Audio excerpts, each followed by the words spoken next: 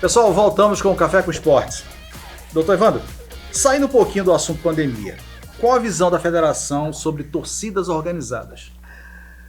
Primeiro, é uma matéria, um assunto muito complexo, porque torcida organizada há muito tempo deixou de ser torcida organizada. É um fenômeno social, antropológico, de natureza policial, muito mais do que futebolística. Se nós retornarmos um pouco, nós constataríamos, sem nenhuma dificuldade, que a torcida organizada surgiu como um movimento saudável de grupo de torcedores, numa faixa etária bem mais jovem, que queriam mais ânimo, mais disposição, mais integração com o clube. Até aí tudo bem. Qual o problema? É que em determinado momento, quando houve aquela grave reação do Estado brasileiro, especial no Rio de Janeiro, contra os bailes funk e aqueles bailes, não que o baile funk seja essencialmente criminoso, mas a atividade financeira, econômica, criminosa que se envolveu no baile funk, quando houve uma repressão muito forte, essas gangues urbanas migraram para as torcidas organizadas. E aí as torcidas organizadas que, em princípio e a princípio, foram fundadas por pessoas de bem, por estudantes, por autônomos, eles perderam o controle e passaram a ser meramente imagem, meramente meio, veículo de ação de criminosos travestidos de torcedores. Então, a partir desse momento, e como a própria estrutura da organizada não conseguiu mais retroagir e restabelecer a ordem, a federação foi a primeira do Brasil, juntamente a São Paulo, a vetar administrativamente, proibir torcida organizada em campo, depois ingressar as ações, depois ingressar os processos criminais, depois torcidas foram extintas, mas isso por si só não resolve. O problema é de natureza policial e o problema é urbano, é social, não diz respeito ao futebol. Nós não temos violência dentro do campo, mas temos violência a 10 quilômetros, 20 quilômetros, 30 quilômetros de distância, que são transferidos como se fossem problemas do futebol. Certo. É comparável com os hooligans da Inglaterra? Não, é muito diferente. O hooligan da Inglaterra era um movimento, esse sim, desportivo, de pessoas não criminosas, no sentido da tipificação criminal penal de gangue, de organização criminosa de bairro. Eram pessoas violentas que viviam em conflito com a sociedade, mas que não eram necessariamente traficantes de droga, não eram assaltantes, não eram criminosos. Eram pessoas violentas que encontravam no futebol um meio de extravasar essa violência. Qual a diferença? Nós temos um Congresso brasileiro que é um Congresso com leis frouxas, com leis absolutamente benevolentes, e a Inglaterra entendeu no seu parlamento que deveria editar leis duras, com prisões, etc. O problema foi resolvido através da coação, através da força, através do sentido punitivo do Estado. No Brasil, nós ainda estamos na fase errônea, equivocada do Congresso, de entender que vai resolver a questão da violência urbana por metodologia pedagógica. Não vai. Se nós não tivermos uma legislação dura que prenda no mínimo 90 dias de cárcere, reclusão, para quem se envolver em eventos de violência relativos ao futebol, se nós não tivermos isso, esse problema não terá solução. Ainda falando de torcida organizada, os clubes têm responsabilidade no ato da torcida organizada a 10, 20, 30 quilômetros de distância? Na verdade, a responsabilidade objetiva prevista quando se criou a legislação específica que trata de estatuto do torcedor, que trata de futebol, que trata da relação do futebol com entidades dirigentes, com a sociedade civil, ela tem um item que trata dessa circunferência da responsabilidade do clube por 5 quilômetros. Agora é preciso dizer que os clubes tiveram e têm uma ação muito enérgica, os clubes romperam toda essa relação com a torcida, os clubes têm batido muito, se degladiado muito em provar e comprovar que eles têm feito a parte deles, contrariamente à violência de criminosos travestidos de torcedores. Certo. Vamos pular de torcida organizada para arbitragem. A arbitragem, mesmo com o VAR, nós temos visto de vez em quando um erro aqui, outro ali, e prejudica nossos clubes. O que a federação está fazendo junto à CBF para amenizar esses tais erros? Esse é um procedimento comum, até eu diria metódico de todos os clubes. Por exemplo, nós tivemos o último jogo Botafogo Sport, e o VAR assinalou uma penalidade contra o Botafogo que qualquer pessoa de bom senso, de consciência, com o mínimo de visão futebolística vai dizer que aquilo ali não foi pênalti. O jogador está com o braço ao lado do corpo, tenta tirar o braço, mas o treinamento que os árbitros receberam e a diretriz da FIFA é de que é pênalti. Eu acho particularmente um absurdo, mas é o mesmo caso, mutatis mutandis, do jogo do Sport com o Palmeiras, na Ilha. O zagueiro cabeceia a bola, chuta a bola atinge o braço do adversário que está dentro da área. Aí o VAR vai e não marca pênalti.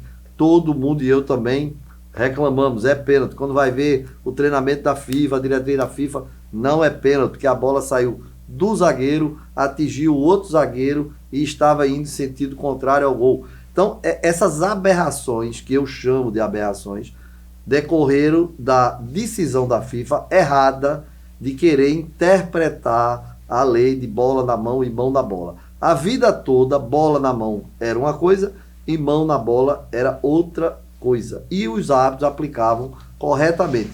Ou tinha intenção, ou tinha dolo, ou tinha manifesta capacidade de ação para interceptar a bola com a mão, ou não era pênalti. Ponto final. Isso era o certo. Isso é, na minha opinião, o que é certo, mas a FIFA resolveu mudar tudo e criou essa confusão mundial, onde não é que nosso clube seja prejudicado. Ora é nosso clube, ora é o clube do Rio Grande do Sul, ora é o clube do interior de São Paulo. Todos os clubes do Brasil e do mundo são prejudicados por essa errônea aplicação de interpretação do lance de bola na mão e mão na bola. Mas eu pude reparar também que nesse lance com o Palmeiras, o juiz em campo deu pênalti. Voltou atrás pelo VAR. É uma confusão total. Mas são dois entendimentos diferentes, né? Nem os árbitros conseguem entender, porque eles toda a vida foram treinados com uma regra objetiva, prática. Só existiria infração, chamado pênalti, se o jogador tivesse intenção, propósito e deliberadamente interceptasse a bola com a mão. Quando o jogador era pego de surpresa e a bola atingia a mão, o braço, seja o que for, não era pênalti. Isso era a regra, era uma coisa simples e funcionava. Aí veio um instrutor da FIFA chamado Larionda, há 5 anos atrás, eu acho, alguma coisa assim, e inventou de mudar esse secular conceito. E inventou extensão de corpo, inventou benefício da ação não intencional, ou seja, criou uma confusão que nem os árbitros entendem, nem o VAR se entende, uma equipe de VAR interpreta de um jeito, outro interpreta do outro. É uma confusão enorme. Enquanto a FIFA não deliberar, não decidir a voltar ao que era antes, eu particularmente acredito que nunca haverá um entendimento e uma aplicação linear dessa questão de mão na bola e bola na mão. Uhum. Arbitragem, aqui em Pernambuco, existem investimentos na categoria? Nós temos, Pernambuco possui uma escola de arbitragem, cujo presidente é meu querido amigo, ex-deputado, ex-prefeito, Sebastião Rufino, uma das figuras mais extraordinárias e ex-deputado estadual, mais competentes e mais sérias que o Brasil tem. Ele é o presidente. Nós temos João Cachero, que é uma lenda viva do futebol, como diretor executivo da escola de arbitragem. Nós já fizemos 6 cursos de arbitragem. Nós temos hoje, de quando eu assumi até hoje, nós já renovamos 60% do quadro de arbitragem. Então, é uma atuação permanente, constante de, primeiro, treinamento e capacitação dos árbitros que já existem. Então, nós temos, em média, 5 cursos que são pré-temporada, intertemporada e pós-temporada, para requalificação e reavaliação do desempenho. E temos os cursos de formação, onde se preparam os árbitros recém-laureados para início de carreira. Certo. Calendário, a federação pretende fazer alguma mudança nesse período aí de pandemia? Não tem como fazer, o calendário brasileiro é muito complexo, porque, primeiro, no Brasil vige uma situação bem diferente do resto do mundo.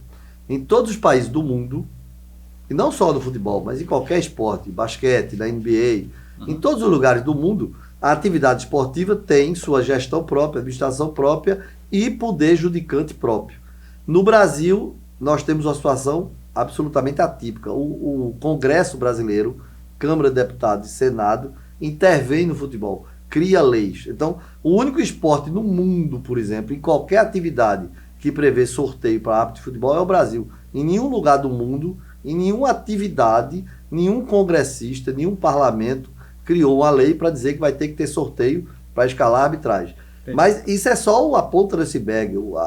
A legislação civil intervém enormemente no futebol, o que é um erro.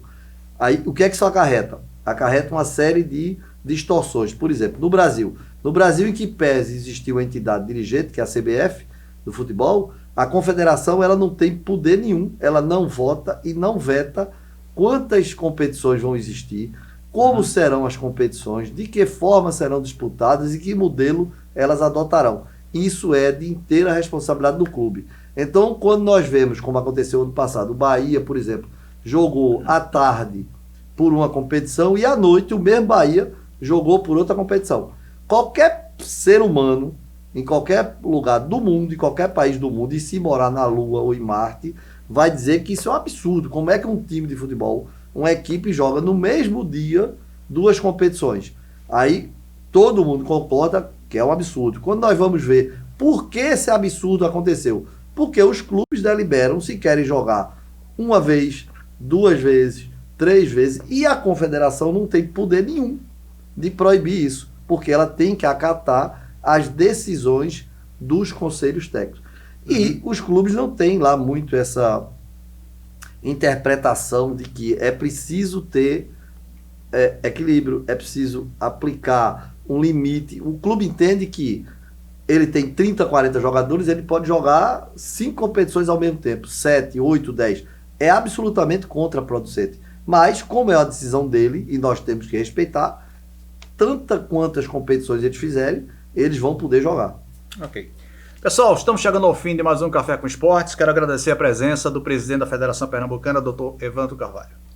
Prazer foi meu e espero voltar mais vezes. Se Deus quiser. Um abraço, pessoal. Até o próximo Café com Esportes.